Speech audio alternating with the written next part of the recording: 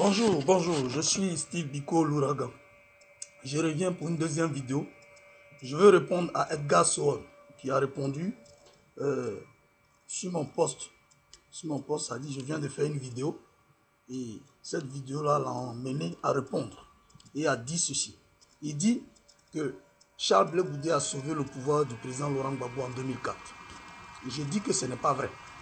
Je dis seulement qu'il fait une fausse analyse et il est en train de polluer l'esprit des gens. C'est comme ça ils font pour mentir, hein? Comme si nous n'étions pas dans les rues. Moi, j'étais dans les rues en 2004. J'étais précisément dans les rues en 2004. En novembre 2004, moi, j'étais dans les rues. Quand je dis dans les rues, je précise bien. J'étais au tout-puissant congrès d'Abobo, au Parlement. Le plus grand Parlement de Côte d'Ivoire. J'y étais lorsque Salam Gentigo et le camarade Idriss Ouattara sont venus lancer l'appel pour dire aux patriotes de se rendre à la résidence du président Laurent Gbagbo parce que l'armée française avait encerclé la résidence du président Laurent Gbagbo. Quand il a lancé l'appel, c'était aux environs de 17 h.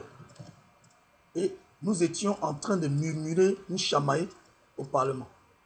Nous étions affaiblis parce que nous n'avions pas de moyens pour nous rendre jusqu'à Cocody. C'était très loin. Donc à partir de 18 h et 19 h, moi j'ai pris sur moi la responsabilité de dire aux camarades qu'il faut qu'on prenne un camion en otage pour nous rendre à Akwaba. C'est encore mieux parce que c'est là-bas se trouve l'armée française pour les empêcher de faire mouvement. Il y a un autre groupe qui allait vers Cocody. Donc si nous on se rend à Akwaba, au Carrefour, ça pourra stopper l'élan de ceux qui viendront en renfort. C'est comme ça qu'on a pris un camion en otage. Nous étions 9 dans le camion. Il y avait l'aîné, le camarade Zozo Lutteur. C'est un orateur du tout-puissant congrès. Voilà. Pour plus de précision, hein, parce que je ne raconte pas du n'importe quoi. Quand on est arrivé au Carrefour à Akwaba, l'armée française était positionnée, ça tirait sur les patriotes de Port-Boulogne. Nous qui venions de Marcory, Trècheville et à Bobo-Yopougon, nous étions nombreux. L'armée française continuait de tirer. Et à un moment donné, fatigué, je me suis rendu compte qu'il fallait faire marche arrière. Donc, j'ai commencé par marcher. Mais au fur et à mesure que je marchais, j'ai aperçu le fils du président qu'on appelle Michel Gbagbo avec ses camarades. Ça, moralement, ça m'a apporté beaucoup plus. Et puis, je me suis retrouvé au niveau des Solibra. Quand je me suis retrouvé au niveau des Solibra, j'entendais des tirs des hélicoptères sur le pont. Moi, je ne savais pas qu'il y avait des gens sur le pont. Donc, nous étions obligés de nous cacher dans des maisons inachevées jusqu'au petit matin. C'est à ma grande surprise quand j'ai traversé le pont que je me suis rendu compte qu'il y a eu des tirs parce qu'il y avait du sang un peu partout. Arrivé à la maison, je me suis débarbouillé. Je me suis lavé et puis on a encore lancé l'appel pour nous dire que l'armée française était stationnée à l'hôtel Ivoire. Je n'ai pas fait 30 minutes, je suis reparti à l'hôtel Ivoire où nous avons trouvé, parce que j'étais avec des camarades, nous avons trouvé l'armée française. Là, nous étions là. Du 4 jusqu'au 11, nous étions là-bas. Tout le peuple de Côte d'Ivoire, toute la jeunesse ivoirienne s'est déportée à l'hôtel Ivoire. Moi, je n'ai pas vu Charles Blé Goudé là-bas. La seule personne que j'ai vue là-bas, qui était en train de nous entretenir pour nous demander de quitter l'hôtel Ivoire, c'était Atedi William.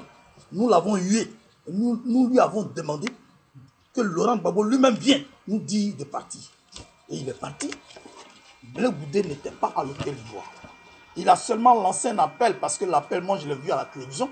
Moi je n'ai jamais su que Blé a lancé un appel. Voilà. Donc ce n'est pas l'appel de Blé là qui a sauvé le pouvoir de Laurent Gbagbo en 2004. L'appel de Blé a apporté un plus. Sinon, avant l'appel de Blé, des milliers de jeunes étaient déjà dans les rues. Maintenant, je vais te dire ce qui a sauvé le pouvoir de Laurent Gbagbo en 2004. Comme vous voulez qu'on parle, on va parler. L'armée ivoirienne qu'on appelle les FUMACO, Fusion Commando Marin, ils se sont habillés en blouse et ils sont descendus à l'hôtel Ivoire. Ils ont livré un combat avec l'armée française.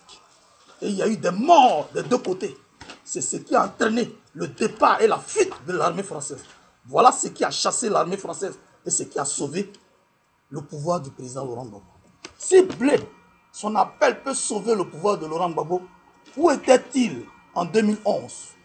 Où était-il en avril 2011? Où était-il en mars 2011? Où nous, la jeunesse, on l'attendait et on le cherchait. Où était-il? Pourquoi il n'a pas lancé l'appel pour sauver encore une fois de plus le pouvoir du président Laurent Gbagbo? Il a préféré fuir.